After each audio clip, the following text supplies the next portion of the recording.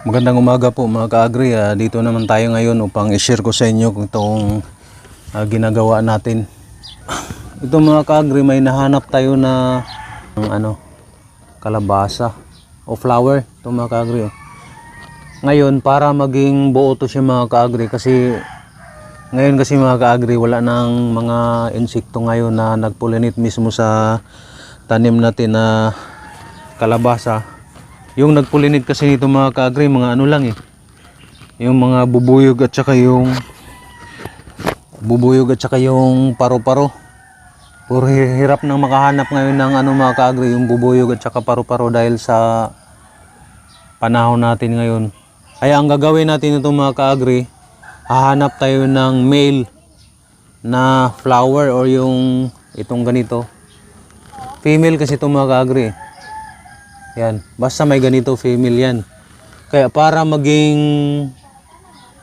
buong buo to or yung maging bunga, ang katulad nito mga ka-agri, may naano ako, yan.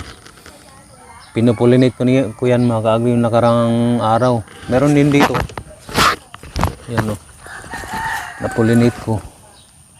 Para maging buo siya mga ka-agri o maging tuloy-tuloy na maging bunga, kailangan kasi nating i-pollinate.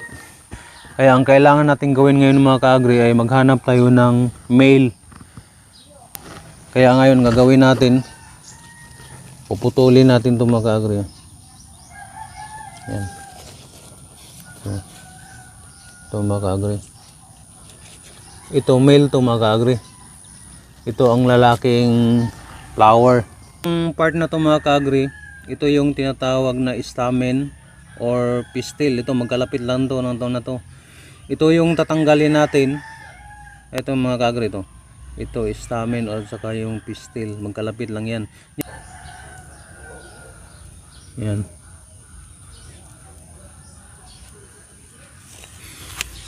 Yan mga ka-agri.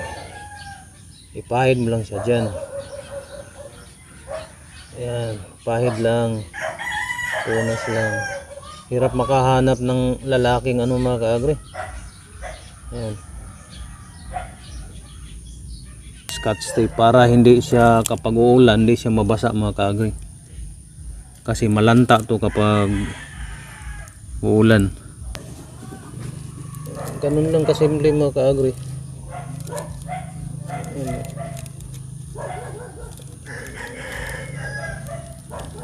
Para hindi pasukan ng tubig kapag uulan.